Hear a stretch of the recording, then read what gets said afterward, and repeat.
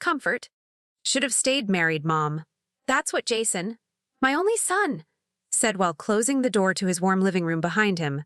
I didn't flinch, didn't cry. I just stared at the deadbolt clicking into place and smiled. Because what Jason didn't know was that 3 days earlier, I'd scratched off a lottery ticket worth $1.6 million, and I hadn't told a soul. This is how my quiet revenge began. Follow my story until the end, and comment the city you're watching from. I want to know how far a mother's silence can echo. The yoga shed smelled like lavender and cold rubber. Tiffany called it her sanctuary. To me, it was 4 drywall panels stapled inside a garage, with one dim heater that coughed more than it warmed. But it was all I had left. A thin cot, one old fleece blanket, and a rusted floor lamp that flickered every time I moved. I curled up under the blanket, still wearing my boots. I wasn't ready to call this place home. 2 weeks ago, I was in my own bedroom, the one I painted pale blue after my husband passed, the one where I kept his shirts neatly folded on his side of the closet. Jason had been polite then. I just think it's time. Mom! He'd set eyes on his phone. You're divorced now? You should reset? Reset? Like I was an old router. Tiffany's suggestion had come even earlier. What could turn the garage into a little space for you? Like a retreat. It's very Gen Z to live minimal. So here I was, a minimalist by eviction. That night I lay still, listening to the heater buzz and fade. Somewhere in the main house, laughter rang out, Jason's voice, high and performative. Tiffany was probably filming another wellness tip for her channel. 10 ways to reduce stress by cutting out emotional vampires. Folks, I'd cooked for that girl, paid off her dental school loans when Jason's business was tight. And now I was a leech. I closed my eyes and saw the old house again. The one my husband and I built with our own hands. He used to tease me, when we're old, we'll build a second little cabin, near the woods. Quiet. Yours. Maybe I should thank Jason. I was getting the woods. And it was quiet. Earlier that day, I'd asked if I could stay another month. Jason didn't look up from his laptop. Just tapped his pen, said it. Comfort. Should have stayed married. I stood there, holding the teacup I'd just washed from breakfast. The same pattern we used since 1985. It slipped slightly in my hand. He didn't notice. Tiffany just pulled her cardigan tighter and walked off. They think I have nothing left. But I still have one thing they never understood: a time. Time to plan. Time to think. Time to build something they'll never see coming. I reached into my coat pocket. The lottery ticket was still folded, tucked deep behind my grocery receipt. The numbers weren't faded. I'd memorized them. No one had asked where I went each morning. Just to the corner store. Just to chat with Mr. Mahmood. Just to scratch one more line and feel a sliver of control. And now I owned something bigger than their approval. I owned possibility. If your child kicked you out, would you forgive them quietly? Or would you make a new home on your own terms? Let me know, and keep watching. The scent of cedar still lived somewhere in my bones, sticky sun warmed and sweet with dust. It came back the moment I closed my eyes that night. I wasn't in a yoga shed anymore.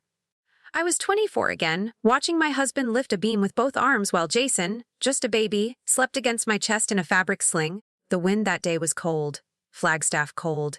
But his sweat glistened under that red cap he always wore when building something new. He pointed to the empty frame and said, "That'll be your corner, Ellie. Big window, low chair. You'll read in the light, and I'll cook breakfast while pretending not to burn toast." I remember laughing, not because he was funny, he wasn't, but because he was so certain about a future we couldn't afford. We had nothing. A half-paid lot, a rusting truck, a newborn who never slept, but we had each other, and that made the cold taste different. Like something temporary, like something we could beat. Nights were rough. The floorboards moaned every time one of us rolled over.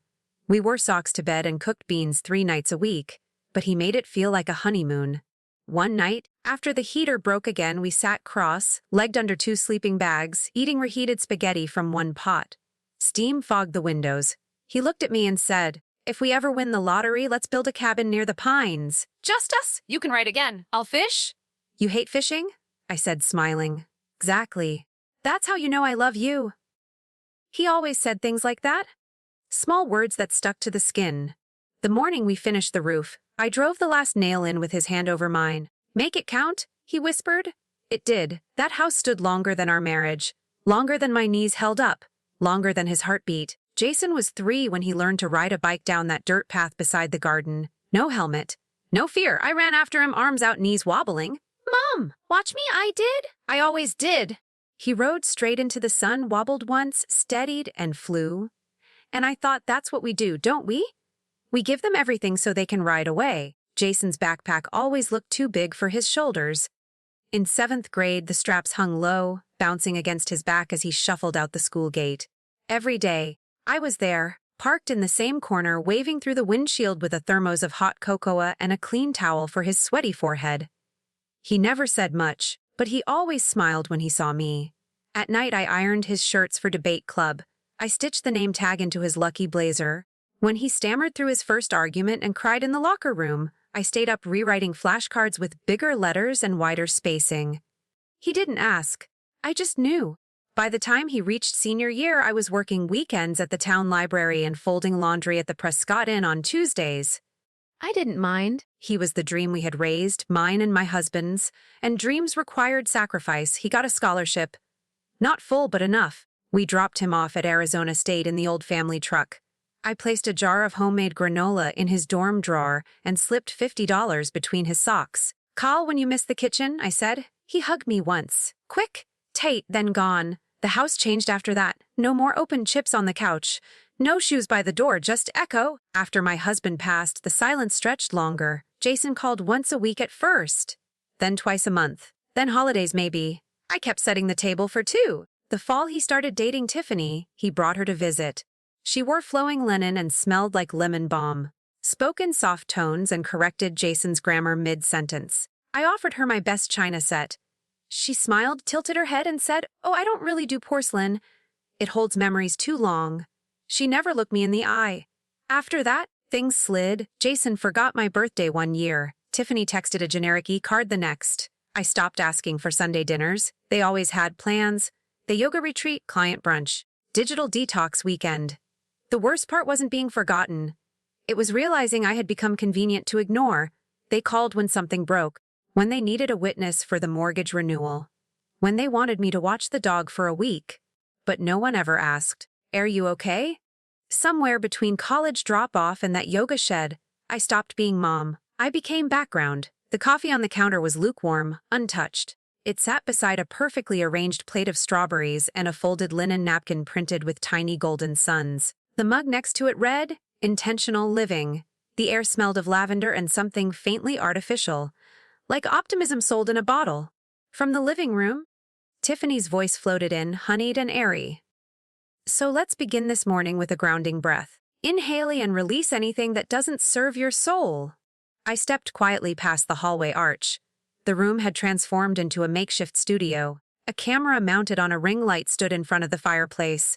A soft white rug stretched out under Tiffany, who knelt in her silk robe, palms resting on her knees. Jason sat off to the side with a green smoothie, nodding like he'd just achieved spiritual clarity. I gave a small wave. "Morning." Tiffany didn't return it. She kept smiling at the lens, voice still smooth.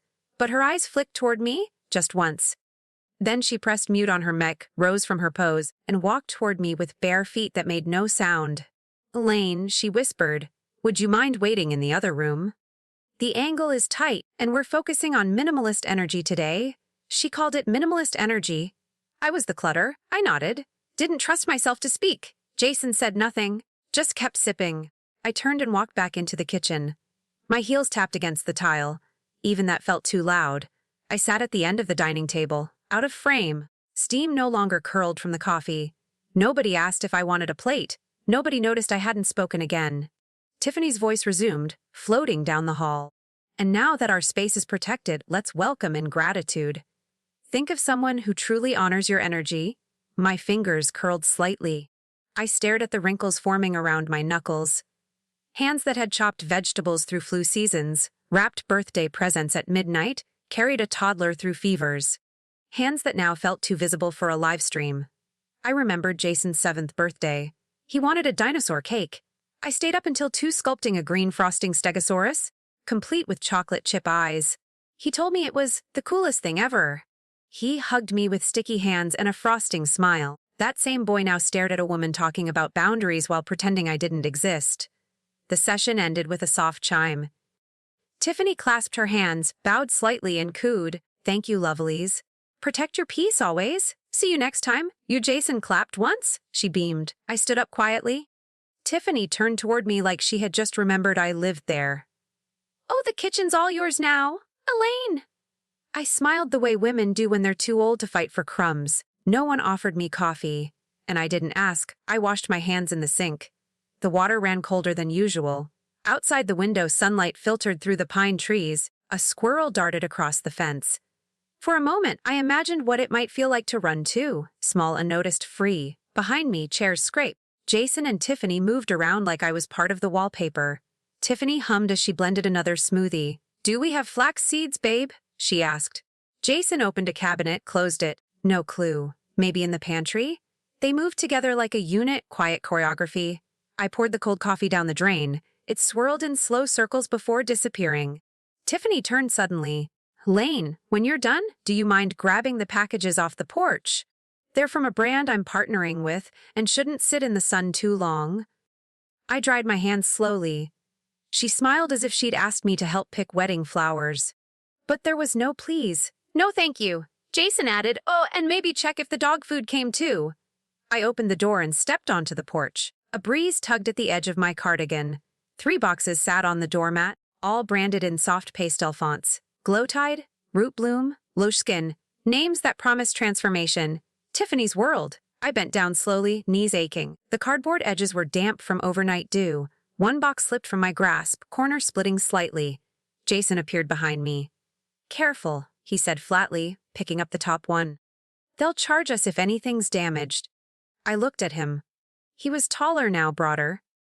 But the shape of his mouth hadn't changed since he was 8. That same mouth used to tell me knock-knock jokes until I laughed so hard I cried. Now, it reminded me what not to drop. He carried the boxes inside. Didn't wait for me. I lingered. Let the wind move through my hair. Let the sun warm the top of my hand where my wedding ring used to sit.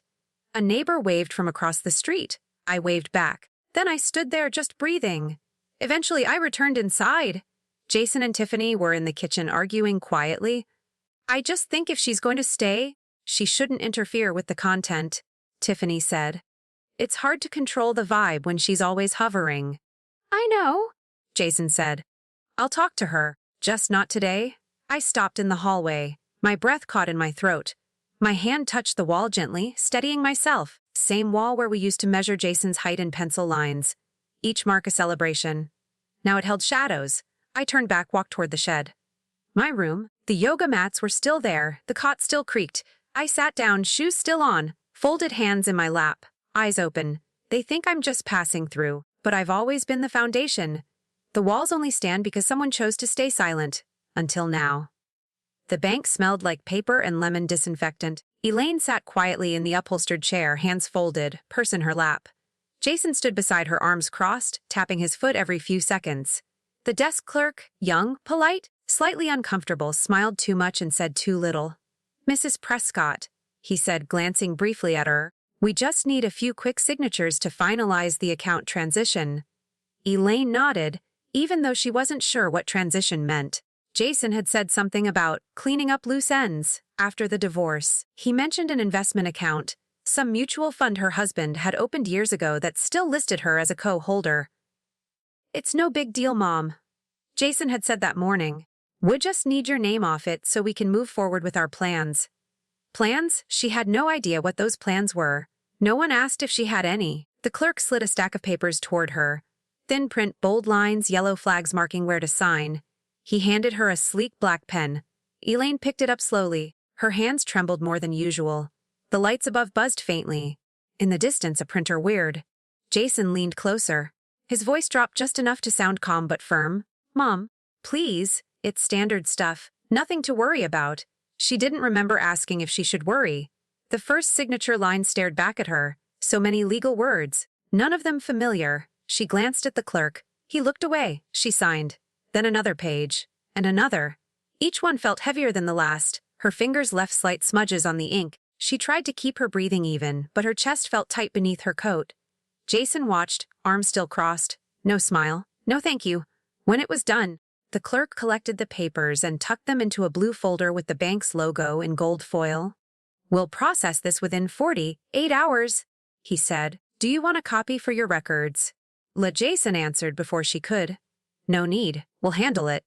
Elaine didn't speak, just rose from the chair, smoothing the front of her coat. As they walked out, the sun hit her face too harshly. The sidewalk shimmered in the winter light, and for a second, she felt unsteady. Jason opened the car door. She slid in without a word. They didn't speak on the drive home. The folder sat on his lap, pressed tight under his hand. At a red light, she finally asked, "What did I sign?" Jason didn't turn. "Just paperwork, Mom. You trust me, right?" She looked out the window.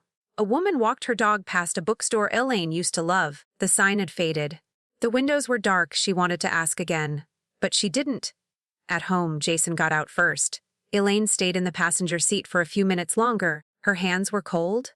Something felt missing. Later that evening, when he wasn't looking, she found a crumpled photocopy left in her coat pocket. The heading read, "Beneficiary Removal Agreement," and her signature was at the bottom. Elaine sat at the edge of the cot, the paper clutched between her fingers.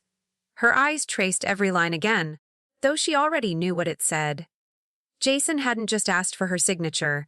He had erased her from the last piece of her husband's financial legacy. She was no longer listed on the account, not as co-owner, not even as emergency contact. Her name, once tied to every mortgage, every car loan, every monthly statement, was gone. She folded the paper slowly, pressing each crease with trembling hands.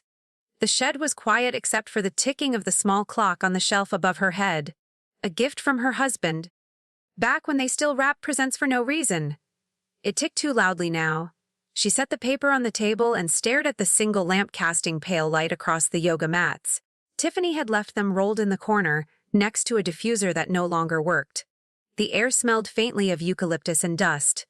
Elaine reached for the thermos she kept by the cot. The tea inside had gone cold. She took a sip anyway, the bitterness catching at the back of her throat. Outside, the wind picked up, rustling dry leaves across the porch. It sounded like footsteps, but no one was coming. She closed her eyes. In her mind, she saw herself in that same bank 20 years ago. Jason, age 15, beside her, opening his first savings account. He had looked so proud when they handed him the small blue ledger. He had asked if he could sign his name with a middle initial. He said it made him sound grown. She remembered placing her hand on his shoulder that day. "One day this name will mean something," she'd said. It already did, just not in the way she'd hoped. Now he had used that same name to sign her out of her own life. Elaine stood and reached for her coat. She paced slowly across the shed, stopping by the window. A sliver of moon hung over the trees, cold and indifferent. She thought of the years she spent balancing checkbooks by candlelight, stretching grocery lists, skipping new shoes so Jason could attend school trips. Not once had she asked for anything back, not gifts, not recognition, just respect. And now she couldn't even ask for that without sounding bitter. She turned back to the table and picked up the folded paper once more. Her signature stared up at her, neat and final. She didn't cry. Instead, she walked to the small closet, pulled down a shoebox from the top shelf, and placed the document inside. The box already held letters from her husband, Jason's baby teeth in a pouch, and a faded family photo taken in front of the house they once called theirs. She closed the lid gently. Then she sat back down, hands in her lap. Breathing slow, she would not forget. She would not forgive. Not yet. But she would wait. And when the time came, she would be ready. The sidewalk crunched under her boots, still speckled with last night's frost. Elaine pulled her scarf tighter, her breath rising in soft white clouds. The morning was quiet, just the way she liked it. The sun hadn't warmed the town yet. It lingered low, casting a pale glow over the pine needles and rooftops. She walked the familiar uphill path toward the convenience store. It wasn't far, maybe 15 minutes on a slow day, but it felt like another world away from Jason's house. A chime rang as she pushed open the door. Warm air greeted her, carrying the scent of fried dough, old newspapers, and something floral she could never quite place. "Morning, Miss Prescott?" Mr. Mahmoud called from behind the counter. His accent curled warmly around her name. He wore the same navy cardigan as always, sleeves a little frayed, smile as kind as the day she met him. "You're early," he added, sliding a scratch-off ticket across the glass. "I saved your favorite one, the cactus one with the little cowboy." Elaine smiled. "Wouldn't want to break tradition." He chuckled and pointed to the coffee machine. "Still hot. Take a cup. No charge." She poured herself half a cup, added a splash of cream. The smell wrapped around her like a soft blanket. She took her usual seat near the window facing the empty parking lot. Her fingers tapped the edge of the ticket. Outside, a teenage boy zipped past on a bicycle, earbuds in, oblivious. A woman struggled with a stroller. The world moved on indifferent. But here in this little store, time softened. The noise of everything else quieted. Elaine pulled a penny from her coat pocket. She scratched slowly, starting from the bottom right corner. The silver flakes curled under her nail. One cactus, a second, then a boot. No match. No win, she didn't mind. Mr. Mahmoud watched from behind the register, arms crossed gently over his belly. No luck again? Elaine shook her head. Not today? He smiled. There's always tomorrow. She held the losing ticket a moment longer before slipping it into her purse. Her hands warmed around the coffee cup, and for a rare second, she didn't feel invisible. Mr. Mahmoud moved to restock a shelf of canned beans, humming softly to himself. A small radio played in the background, crackling country tunes from a dusty speaker. Elaine looked around. The faded flyers on the bulletin board, the cracked linoleum, the handwritten sign that said, "Lighters behind the counter, ask nice." It wasn't much, but it was familiar. It was hers. She finished her coffee, rinsed the cup in the little sink behind the fridge as always. As she stepped outside, the cold met her again, but it didn't sting quite as much. The wind tugged at her coat. A bird scattered from a branch above. She tucked her hands into her pockets and began the walk home, the ticket still in her purse. It hadn't changed her life, but something about the ritual made her feel like maybe something would. The trees lining the road swayed gently in the wind. Their bare branches whispered things she couldn't quite hear. Elaine walked slower on the way back. The cold air pinched at her cheeks, but she didn't mind. Each step bought her time. Time before returning to a house where no one noticed she'd left. She paused near the corner mailbox, pretending to check it. Empty, of course. Jason and Tiffany had everything set to digital now. No letters, no paper trails, no room for surprises. When she reached the porch, she stood for a moment, listening. Inside, the muffled thud of music pulsed. Tiffany's playlist, something ambient, weightless, designed to soothe people who already had everything they wanted. Elaine opened the door slowly. The scent of ginger and citrus filled the hallway. Diffuser oil, new and expensive, a box labeled Mindful Decor, leaned against the wall. She stepped over it. In the kitchen, Tiffany was arranging ceramic bowls on open shelving, turning each one until they faced just right. Jason sat at the island, laptop open, earbuds in. Neither looked up. Elaine moved quietly to her room, the yoga shed. She closed the door behind her with care, then leaned her back against it. It was warmer than usual. Sunlight filtered through the frosted window, resting gently on the edge of the cot. She slipped off her coat, sat down, and reached into her purse. The scratcher crinkled in her hand. She stared at it again. 2 cacti, 1 boot, still no match. But it wasn't about the winning. It was about being remembered. The way Mr. Mahmoud always saved her ticket. The way he said her name with care, not obligation. The way she didn't have to explain herself to be seen. Elaine opened the small tin box on the nightstand. Inside were 10 other losing tickets, all different colors, all saved. She added today's to the pile. Each one was a marker, a little moment that said, "I was here. I existed today." She lay back on the cot, folding her hands across her stomach. Outside, the wind picked up again, tapping softly against the metal siding. She thought of the mornings ahead, of walking that same path, the chime of the store door, the warmth of cheap coffee, the sound of her own name. She thought of the day her husband brought her roses after Jason was born. Yellow with little pink edges. He had said, "You were strong. And now, you're even stronger." She hadn't felt strong in a long time. But maybe strength wasn't loud. Maybe it was in the rituals. The walking, the remembering, the saving of things no one else thought mattered. Elaine closed her eyes. For the first time in weeks, she didn't feel like crying. She just felt still. And in that stillness, something quiet began to rise. Not anger, not sadness, just the softest shape of something waiting. Not yet a plan, but almost. The parking lot was fuller than Elaine expected. Rows of compact cars and SUVs lined the gravel, tire tracks still damp from the previous night's rain. A wooden sign by the entrance read Mindrise Circle Women's Wellness Morning. Hand-painted. Curved letters. Tiffany's signature all over it. Elaine stepped out of Jason's car, clutching a small wrapped bundle in her hand. Inside was a jar of homemade rosemary cookies, tied with twine and a note. For the women who give everything and ask for nothing. She had spent the night before baking them in the yoga shed's tiny toaster oven. Jason didn't offer to walk her in. I'll just park around back, he said. She nodded and made her way to the front doors alone. A soft melody played from hidden speakers. Flutes, wind chimes, something airy and vague. Inside, the lights were low and golden. The floor smelled of eucalyptus and lemon oil. A woman in leggings and a branded T-shirt greeted her at the door. Name, she asked politely, tablet in hand. Elaine hesitated. Elaine Prescott. I'm Tiffany's mother-in-law. The woman scrolled. Her brow tightened. I'm sorry you're not on the list. Elaine held out the jar, a small smile on her lips. I'm not here to take a seat. I just came to drop this off. A pause. The woman looked uncertain, then leaned in. I'll check with the coordinator. She walked off quickly, whispering into a headset. Elaine stood near the welcome table. A bowl of crystals shimmered in the sunlight. Stacks of Tiffany's wellness pamphlets sat beside them. Titles like Reclaim Your Feminine Light and Boundaries That Blossom. A few women nearby whispered. One glanced at Elaine's shoes, plain black flats with a bit of dust on the toe. Another stared at the jar in her hand. A few minutes later, the woman in the T-shirt returned. Behind her stood a man with a security badge clipped to his collar.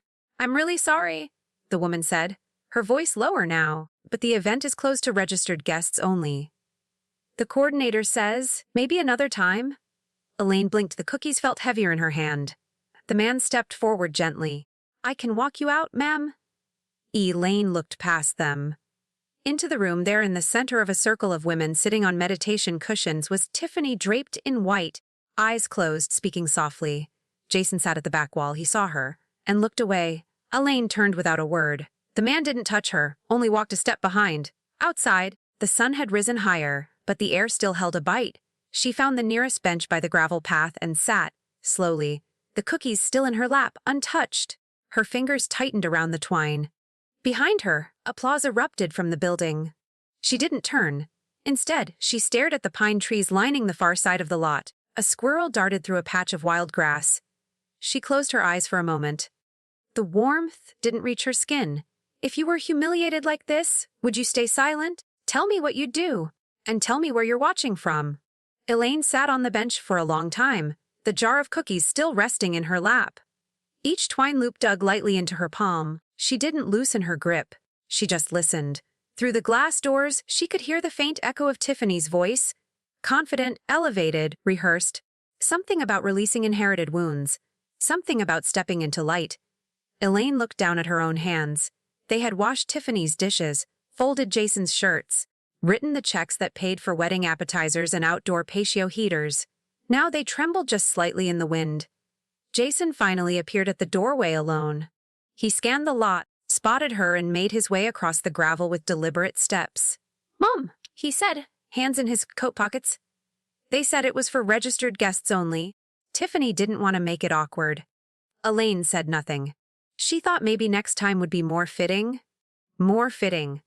She looked at him now, really looked. His jaw tightened the way it did when he wanted to seem in control. His eyes darted just past her face. I only came to bring something, she said, holding out the jar. It wasn't about attending. Jason hesitated, then reached for the jar. His fingers brushed hers. They felt colder than the cookies. I'll give it to her, he offered. Elaine nodded. But she didn't let go. Not yet. I remember when you were 8, she said softly. You had a panic attack before your first-class presentation. I stood outside the door the whole time. You asked if I'd still be there when it was over? Jason's expression didn't change. I was. He looked down. I know. Elaine finally released the jar. Jason turned and walked back toward the entrance. He didn't look back. She stayed seated. The cold bench pressed against her legs through the fabric of her skirt. A gust of wind swept past, rustling the flyers taped to the side of the building. One peeled off and floated to the ground at her feet. She bent to pick it up. It was one of Tiffany's printed ads. Heal the wounds you didn't know you inherited. Elaine folded it neatly, tucked it into her coat pocket, and stood. As she walked past the cars, she caught her reflection in the window of an SUV. Hair neat, shoulders straight, eyes dry. In that moment, she realized she wasn't hurt. She was finished, not with love, not with motherhood, but with waiting to be seen. She reached the end of the lot. The wind died down somewhere deep inside. A quiet thought emerged. Sharp, steady. If they wouldn't open a space for her, she would make one herself, from scratch. and it would have room for every woman who'd ever been asked to step aside. Elaine sat on the edge of her cot, the flyer still folded in her coat pocket. She ran a hand along the edge of the mattress. The same scratchy fabric, the same creak whenever she shifted, but something inside her had changed. Something had hardened, not bitter, not angry, just done. Outside, the shed's window rattled from the wind. Inside, silence pressed against her like weight. She welcomed it. She reached for the small notebook she kept tucked beneath her pillow. The pages were wrinkled, the cover bent. On the front, in faded ink, house ideas. It had once been a place for dream sketches, kitchen tiles, porch lights, herb garden layouts. Now, she flipped to a clean page and wrote in large letters, "If they won't make space, I will." She underlined it twice. Then she began to write. Questions first. What would it cost to lease land? What licenses would she need? Could she open a place for women, older women, who had nowhere left to go or who had simply been phased out? It didn't need to be fancy. A small center, a few rooms, a kitchen, a garden, somewhere safe, somewhere quiet, somewhere where no one was asked to step out of the frame. She thought of the women at Tiffany's event. They had looked so polished, so centered. But she saw the twitch of nerves in one woman's hands, the way another had avoided eye contact, the forced stillness in their posture. Maybe she wasn't the only one sitting outside the circle. Elaine tore the page from her notebook and folded it into thirds. She needed information, not dreams. She pulled on her coat, slipped the paper into her pocket, and walked out. The cold greeted her, brisk and sharp, but she liked the clarity of it. It reminded her she was still here. The bus stop was only 2 blocks away. She stood alone, wind brushing her cheeks, until the old city bus rolled up with a hiss. The driver, an older woman in a beanie, nodded. Elaine climbed aboard, dropped her fare, and took a seat by the window. Downtown Flagstaff wasn't large, but it held what she needed. Real estate offices, a public library, a cafe that still brewed coffee strong enough to make her eyes water. She got off near an old strip mall. The buildings were faded, but one sign stood clear: Fox, Walker & Pierce, local real estate since 1982, as she walked in. The bell over the door gave a tired jingle. A receptionist looked up. "Hi, can I help you?" Elaine smiled, steady and warm. "I'm looking for a piece of land," she said. "Nothing big, just enough for a beginning." The woman raised her eyebrows, but not unkindly. "Sure thing. Let me pull up what we've got." Elaine took a seat, crossed her legs, pulled out her notepad. She had no funding yet, no solid plan. But she had her name, she had her silence. And now she had her first question answered. "Where do I start?" "Here." Elaine sat across from the agent, pen in hand, as he pointed to a map spread out between them. "This one here," he said, tapping a narrow lot shaded in yellow. "Half an acre, backs right up to the forest line. Was going to be part of a cabin expansion project, but the deal fell through." "How close is it to Birch Lane?" she asked. He squinted. 5 minutes. Maybe less if you walk through the trail. Elaine nodded slowly. Birch Lane, Jason's street. She studied the lot lines again. The land didn't scream potential, but it whispered something steadier: seclusion, shade, privacy. As it's owned residential? "Yes, ma'am. Light commercial use possible too with a permit." Elaine smiled faintly. "I might need that." The agent leaned back, looking to build. She paused. A small retreat. Just a few rooms. Nothing noisy. He raised an eyebrow, but said nothing. Elaine folded the map carefully and tucked it into her notebook. "I'll take the details home." "Thank you." He stood, shook her hand, and told her to call any time.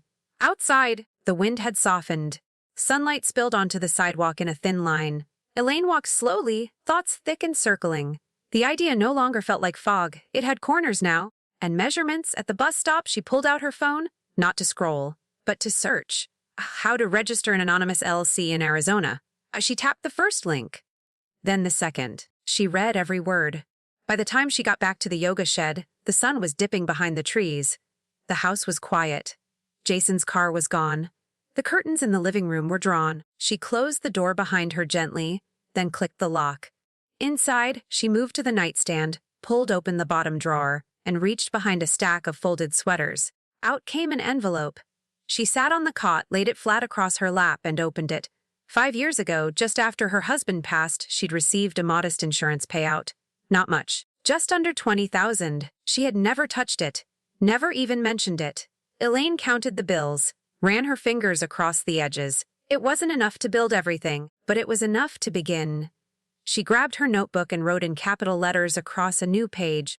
Parascotes IRCLEL PVLIC Fawar Wanabo Aisho Mayar Envitendeke, and said her hands stopped shaking. She flipped back to the first page, underlined her sentence again. If they won't make space, I will. Wind brushed gently against the siding. But inside something had shifted. Not rage. Not grief. Foundation. The kind you don't beg for. The kind you build. Elaine stood, tucked the envelope back into the drawer, and turned off the lamp. Tomorrow, she'd call a lawyer. Tonight, she would sleep well. Elaine stirred at 5:42 a.m. long before the heater clicked on. The shed was still dark, shadows stretching from the corners. She sat up slowly, knees stiff from the cold, and reached for the thick cardigan hanging on the wall hook. Her husband's. Worn at the cuffs, one button missing. She still hadn't fixed it. She slipped it on and breathed in what little scent remained. Cedar, faint soap, the past. A kettle began to hiss on the hot plate. The silence of morning wrapped around her like a second skin. It was the only time no one expected her to speak, to smile, to vanish from someone else's frame. She poured the hot water into a chipped mug and dropped in the tea bag. Chamomile, her favorite since college. She remembered sipping it in lecture halls, never knowing then how many quiet wars she'd fight just to keep her place at someone else's table. Not anymore. At 60:15 sharp, she opened her notebook and dialed the number she had written on the corner of the page the night before.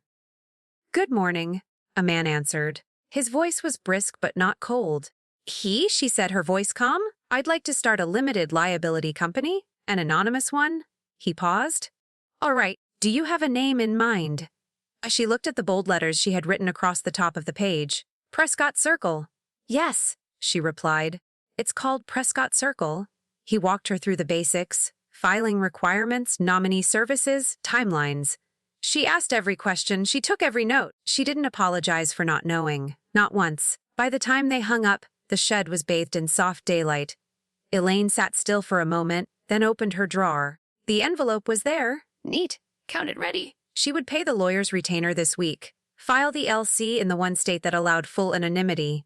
The land was almost hers. All she needed now was time and silence. She had both. She glanced at the mirror propped up near the window.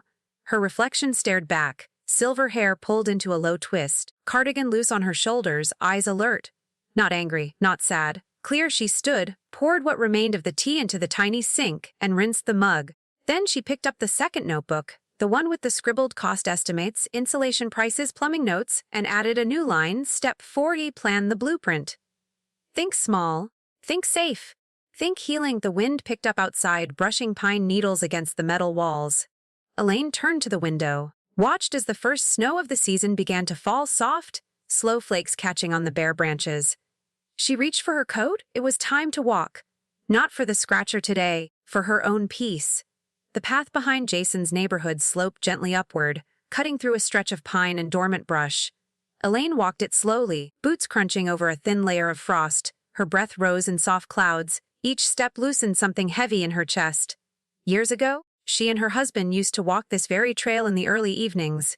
Jason trailing behind them on his scooter, asking endless questions about bugs and stars. Now, the trees were taller, the trail more worn, but the quiet remained the same. Elaine stopped by the overlook where the trees broke open to reveal a small clearing. Down below sat the lot she had viewed 2 days ago, the one she would own within a week. She sat on the old bench facing it. Its wood was damp but familiar. She pulled out her notebook and opened to the page she'd scribbled full of numbers. Then she flipped to the back and began to write. This time not a list, not steps or prices. Just a letter, not to Jason, not to Tiffany. To herself, she wrote, "You are not disposable. You do not vanish because someone else stopped looking. You have given love. And now, you are allowed to choose yourself. Allowed to build something that won't be taken from you, moved out of frame, or pushed off the edge of someone's comfort. You are not the guest. You are the architect." Her eyes blurred, but she didn't cry. She folded the page carefully, tucked it inside the front flap of her notebook, and sat still as the wind rustled the branches above her. Behind her, the sound of feet on gravel. She turned. It was a woman, maybe late 60s, bundled in a navy coat and a scarf that looked handmade. She nodded politely, then paused. "I've seen you here before," the woman said. Elaine nodded. "I walk it most mornings." The woman smiled half shy. "Me too. My daughter says I should stay indoors when it's cold, But it's not the cold that gets me, it's the stillness of being unseen. Elaine's chest pulled tight for a moment. She motioned to the other side of the bench. Sit, if you like. The woman joined her. No more words were needed. They sat quietly, two women who had once been everything for everyone, now learning how to take up space again. The wind slowed. Somewhere behind the hill, a crow called once, then vanished. Elaine looked at the lot one more time. In her mind, she began to see it, not as a blank space but as a foundation. There would be a garden, a porch, maybe even wind chimes. There would be rooms with wide windows and soft lamps. And no one would be asked to leave the frame. She turned to the woman beside her and smiled. Would you believe I'm about to build something? The woman smiled back. I'd believe it in a heartbeat. Elaine stood in line at the Flagstaff post office, envelope in hand. Her fingers traced the seal, pressing each corner flat. Inside was the signed contract, the official transfer of the lot on Silver Pine Trail. It was real now, no longer a scribble in a notebook, no longer a maybe. When her turn came, she stepped forward, smiled at the clerk, and asked for tracking. Registered priority, she said. I'd like to make sure it gets there. The clerk nodded, affixed the label, and slid the envelope into the outgoing bin without ceremony. Elaine exhaled slowly. It felt like a release. Back outside, the wind had lost its sharpness. She pulled her coat tighter anyway and made her way toward the hardware store 2 blocks over. The aisles smelled of cedar, paint, and possibility. Elaine wandered through slowly, stopping at every section. Electrical, flooring, fixtures. She didn't buy anything, not yet, but she held the brochures, ran her hands over sample tiles, imagined the weight of wood in her palms. Near the checkout counter, a stack of flyers caught her eye. Community Builder Grants applications open until December 30. She picked one up and read it 3 times. Eligibility 55 and older. Purpose, projects supporting vulnerable women or seniors. Available up to $75,000. Her heart fluttered once. Sharp unfamiliar. Would they? She tucked the flyer into her notebook. Left the store with no receipt but with something better momentum. On the walk home, she passed a small cafe. A hiring sign taped to the door. She stepped in. The woman behind the counter looked up. Mid-40s, tired eyes, friendly voice. Elaine asked, You still looking for part-time? The woman nodded. You got mornings. And Elaine smiled. I've got mornings and I've got grit. The woman laughed softly. You're hired, as far as I'm concerned. Start Monday. The Elaine reached out her hand. Monday's perfect. She walked home with a new weight in her pocket, keys to an idea still invisible to everyone else. Jason and Tiffany were both out when she returned. The house was quiet. In the shed, she placed the grant flyer beside her blueprint notes. Then she opened a new page in her notebook and wrote, Phase 1 Stop Funding What Erases Me. She circled it twice. The tea kettle clicked behind her. She didn't rush to pour it. She had time now, and she knew exactly where to begin pulling threads. Elaine woke earlier than usual the next day, heart steady, mind clear. The cafe shift wasn't until 7, but she liked the quiet before the city stirred. She moved through the yoga shed with new rhythm, rinsing her cup, folding her blanket, tying her shoes with purpose. By 60:30, she was behind the counter of Willow Brew, wearing a borrowed apron and learning the difference between an Americano and a cortado. The air smelled like cinnamon and burnt espresso. She liked it. Take your time, the owner may, said with a grin. Our customers don't bite. Elaine smiled back. I've raised a son and buried a husband. I can handle a few coffee orders. By mid-morning, her hands moved with surprising ease, grinding beans, filling cups, wiping counters. People came and went in soft waves. Young mothers with strollers, retirees with crossword puzzles, a group of college students planning a fundraiser. No one knew her as Jason's mother. No one asked her to leave the frame. She was just Elaine, a woman who made a mean cup of black coffee and remembered names. During her break, she sat at the corner table by the window. Sunlight filtered through lace curtains, warming her hands. She pulled out her notebook and unfolded the grant flyer again. May walked by, glanced down. Something big. Elaine nodded slowly. A place for women like me. Not restart? May tilted her head. You need help writing it? Elaine hesitated. You know grant language? May smiled. I majored in nonprofit admin. Dropped out to help my mom. But I remember how to make a mission statement shine. Elaine felt her throat tighten. I don't want charity. May's voice softened. It's not charity. It's community. Elaine folded the flyer, slid it back into her notebook. Then yes, I'd love your help. After work, she didn't go home. She walked straight to the credit union 2 blocks down.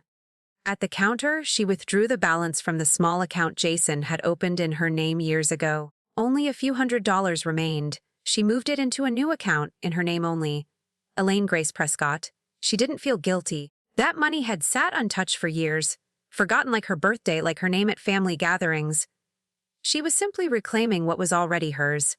Back at the shed, she tucked the new bank slip into her drawer. Then she reached into the bottom of her suitcase and pulled out a folder she hadn't opened in over a year. Inside, her marriage certificate, the deed to the old house, and a hand-signed letter from her husband, dated 2 weeks before his heart gave out. She unfolded it slowly. "If anything happens to me," he had written, "promise me you'll keep building. Whatever that means. You've always had better vision than I did." Elaine closed her eyes. She whispered, "I'm building now." And this time, no one could sign her out of it. Elaine stood at the edge of the town clerk's office parking lot, folder in hand. Her appointment was in 15 minutes. She'd barely slept the night before, mind racing with figures and fears, but her grip was steady now. Each document inside that folder had been double-checked. Every signature placed with care, the LLC papers, the land transfer, the grant pre-application draft, her name on all of it. She stepped inside the building, the air cool and still. The woman at the reception desk greeted her with a practiced smile. "You're here to file," Elaine nodded, "for a new nonprofit entity, and to schedule a zoning permit hearing." The receptionist took the folder, flipping through the contents. "You've got everything in order?" she said. "That's rare." But Elaine smiled faintly. "I've been overlooked enough to know what missing a single paper can cost." They processed the intake quickly. By the time she walked out, she had a stamped confirmation in hand and a scheduled review date for January. Outside, the sun had begun to set behind the buildings. Orange streaked across the rooftops, soft and sure. Elaine walked toward the bus stop, head high, a quiet kind of pride spreading in her chest. Not boastful, not loud, just earned. As she waited, she scrolled through the contacts in her phone. At the bottom, under M, was one she hadn't dialed in years.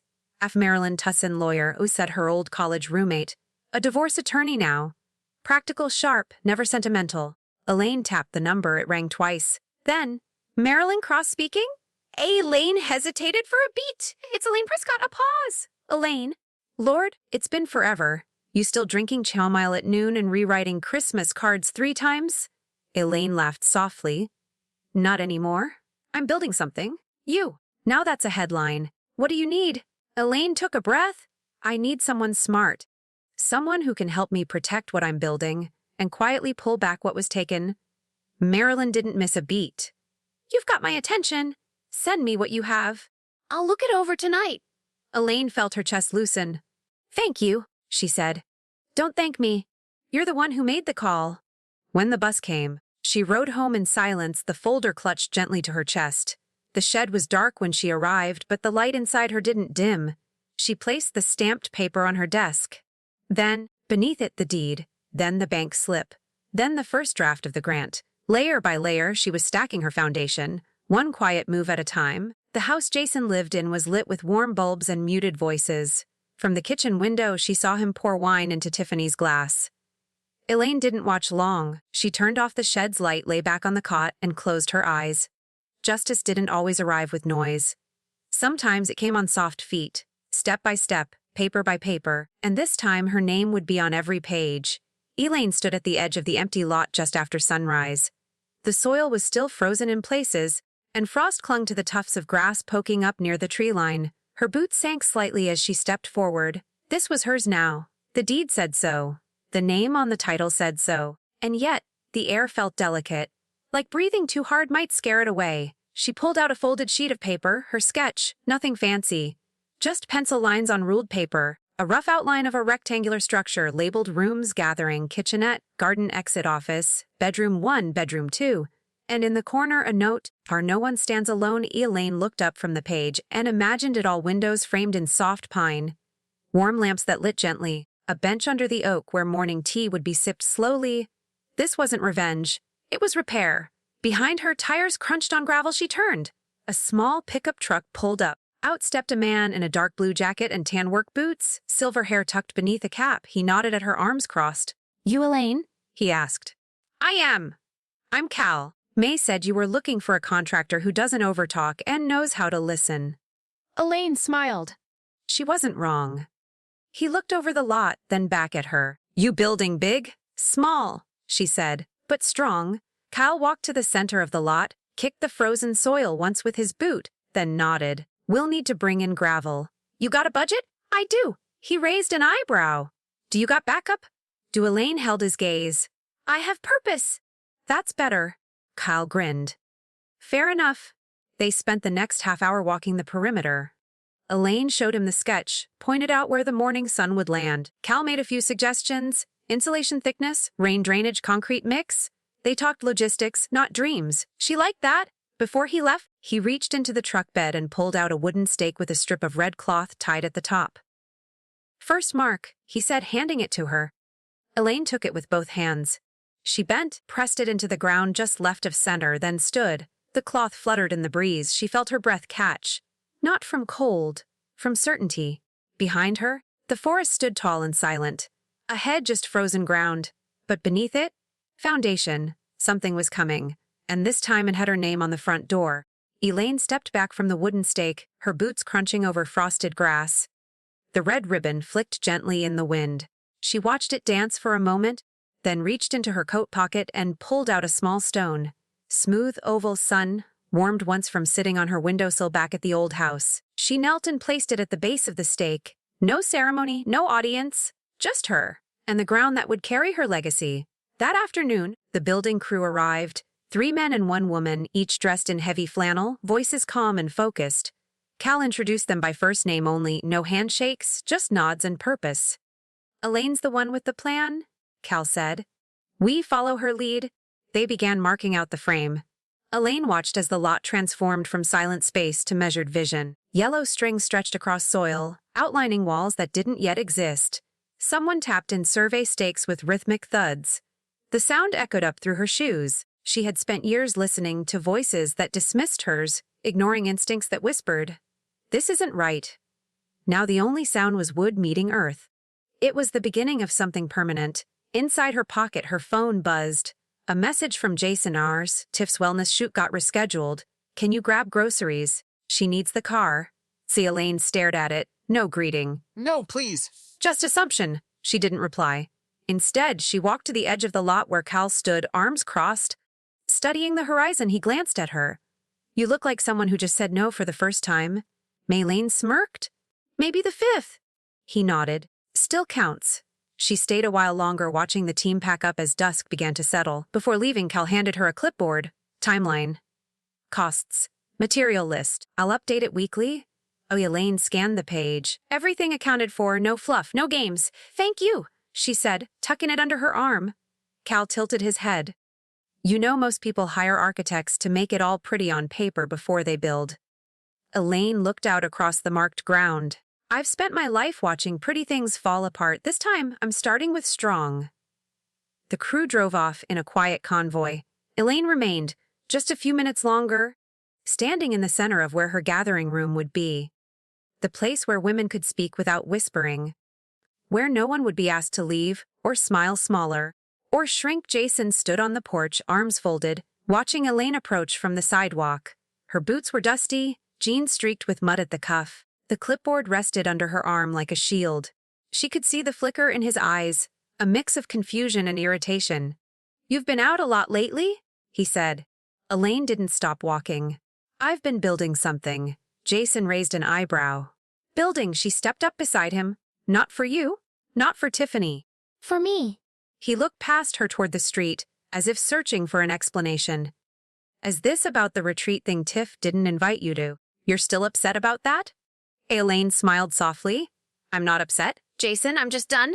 He blinked. Done with what waiting? She said, waiting to be included, to be useful, to be seen. Jason scoffed lightly. I never said you weren't seen. You didn't have to. Her voice was quiet, clear. Jason leaned against the porch railing, silent for a beat. You know we're planning to expand the house next year. Tiff wants a meditation deck off the back, might need to shift the shed. Elaine laughed once. Not cruel, just tired. You won't need to worry about the shed. Jason frowned. What's that supposed to mean?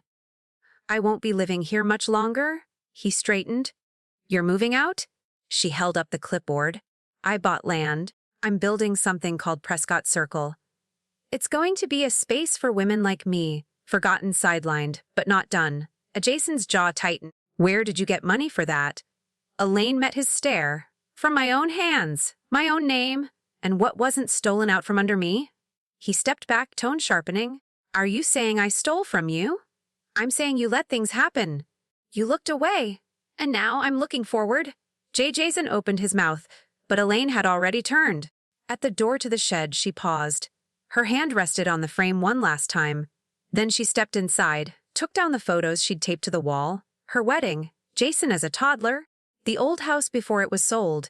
She placed them gently in a folder, zipped her suitcase, and sat on the cot to breathe. Outside, the wind picked up. She didn't rush. When the clock struck 600, she stepped out with her bag. Jason stood by the living room window, watching but not waving. Elaine walked down the path without looking back. At the edge of the street, a car waited. May sat behind the wheel. Cal was in the passenger seat, hat pulled low. The back seat door swung open. Elaine got in.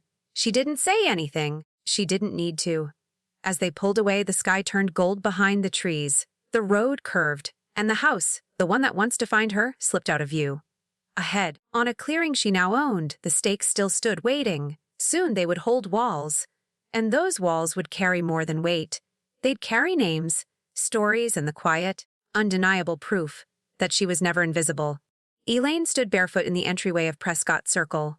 The floors were still unfinished, just sealed plywood, but the walls were up. Fresh drywall, smooth corners, the scent of sawdust and new beginnings clung to the air. She stepped further in, heels echoing faintly. Sunlight poured through the tall windows in the gathering room. The glass had just been installed that morning. She could still see fingerprints in the corners, proof that someone had touched this place with care. A folding table sat in the center of the room. On it, a thermos of coffee, a tin of butter cookies, and 4 printed intake forms. She smoothed each one, aligning the edges. Names hadn't been written yet, but she already knew who might come. There was Mrs. Langley, the widow who lived 2 streets over and hadn't hosted a holiday since 2012. There was Bernice, who sold handmade scarves at the weekend market and lived in her van behind the co-op. And Sandra, the woman from the trail, who had quietly asked if Elaine had any space for a friend going through rough patch. Elaine had nodded then. She was nodding now. Her hands found the edges of the clipboard again.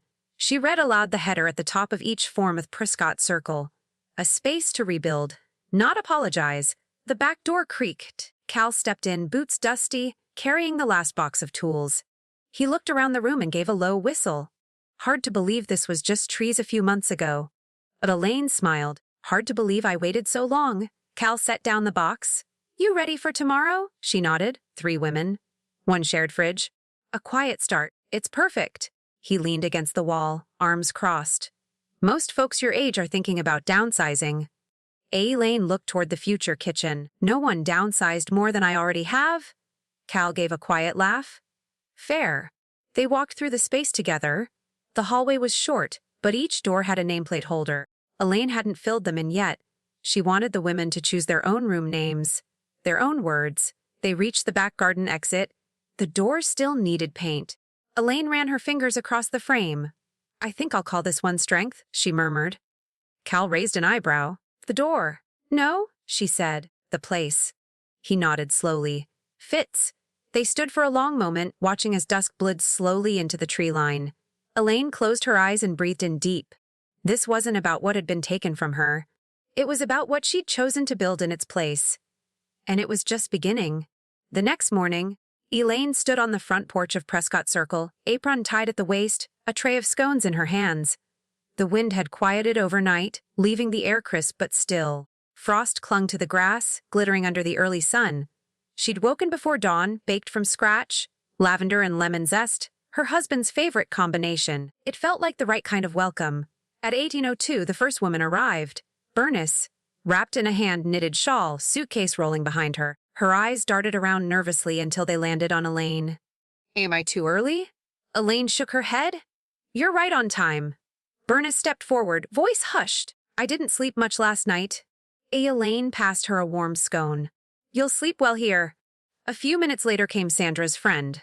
Nora, a small woman with tired shoulders and a plastic grocery bag for luggage. She barely spoke, but when Elaine met her eyes, there was no need for words. They stepped inside. The gathering room glowed with soft morning light. A kettle whistled gently in the kitchenette.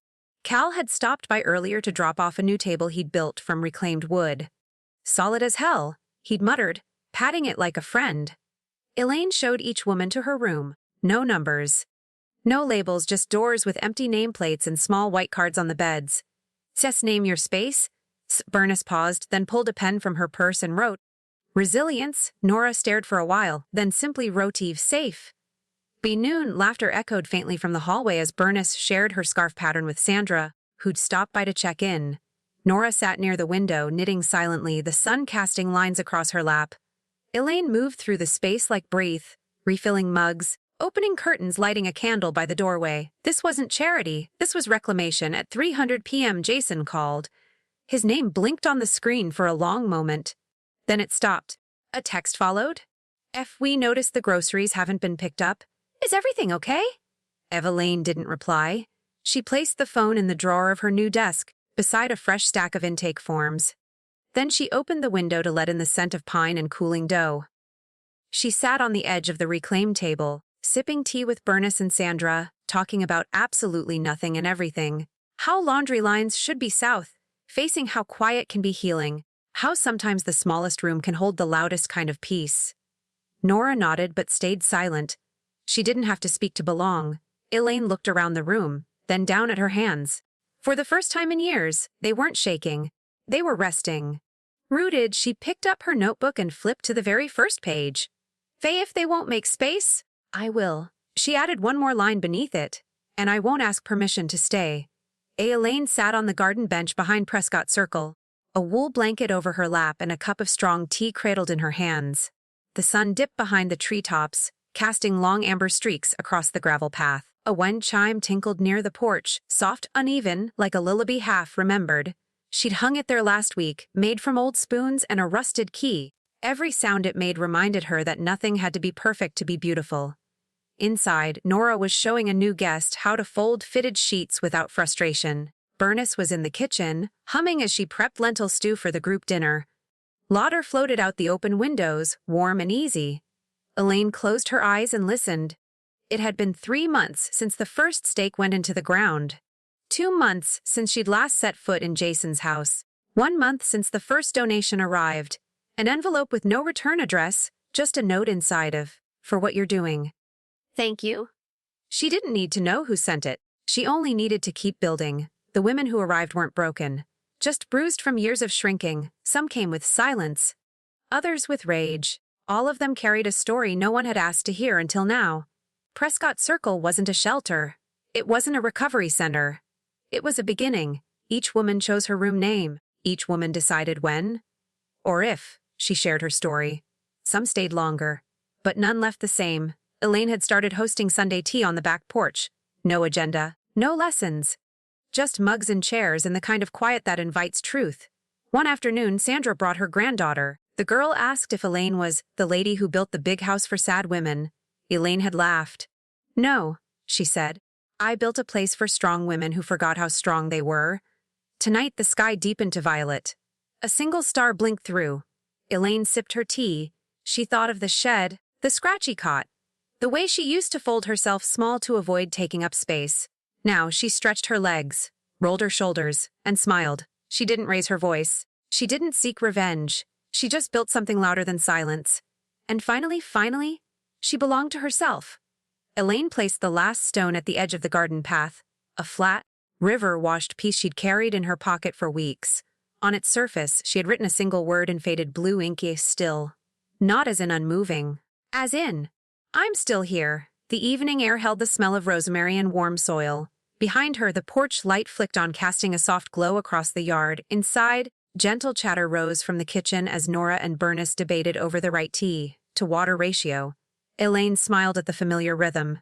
She sat down on the garden bench once more, eyes tracing the outline of the house she built from quiet. Every corner of Prescott Circle now held fingerprints of women who had once been erased. Each one adding laughter, strength, stories, recipes, softness. They came with wounds, but they left with roots. Elaine reached into her pocket and unfolded a letter she'd received that morning. No return address, just a small hand-pressed card. My mother stayed with you last spring. She left with more than healing, she left with hope. Thank you for giving her back to herself. Says she read it again and again, then folded it carefully, pressed it to her chest, and closed her eyes. She didn't need a plaque. She didn't need her name carved into stone. The legacy was already growing, quiet, steady, alive.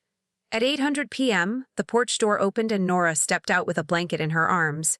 "Thought you might be cold," she said, draping it over Elaine's shoulders. Elaine reached up and patted her hand. "I'm warm now." They sat together, saying nothing for a while. The wind moved through the trees like a sigh. Finally, Elaine turned toward her gently. "You know, I thought I was alone when this all began, invisible. Unneeded. But I've learned something." Nora tilted her head. Elaine's voice was steady. "There are more of us than they think. And maybe you reading this now. Maybe you've been made to feel small too. Maybe someone silenced you, dismissed you, told you your time had passed. But I promise, it hasn't. You still carry the power to begin again, to reclaim space, to build something no one can take. So tell me if you ever felt erased. Have you ever chosen quiet and then resin? Share your story in the comments. Sekshi, you are not invisible. You are not alone. And somewhere, someone is waiting to hear what only you can say.